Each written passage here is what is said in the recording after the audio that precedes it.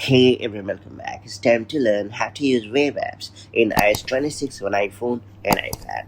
When you add a website to your home screen in iOS 26, it always opens as a web app.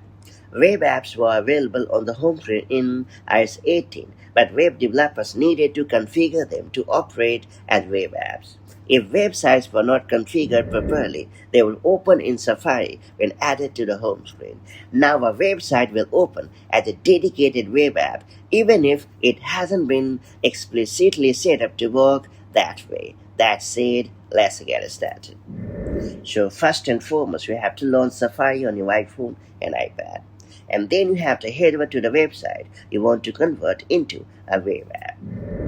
Then we have to tap on the triple dot icon at the bottom and choose the Share option in the menu. And then you have to choose Add to Home Screen in the Share set. After that, you can edit the name as desired. Ensure that the toggle for Open as Web App is active as well.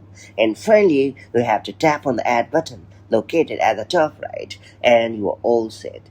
You have successfully converted this website into a dedicated web app. For those unfamiliar, web application is software that runs on a server and is accessed by users through a web browser over a network like the internet. Unlike traditional software, web apps don't require installation on the user's device, making them easily accessible and reducing the need for end user maintenance and storage space. Now that you have unlocked this super handy feature, make the most of it as and when the need arrives, and I'll catch you up in the next one.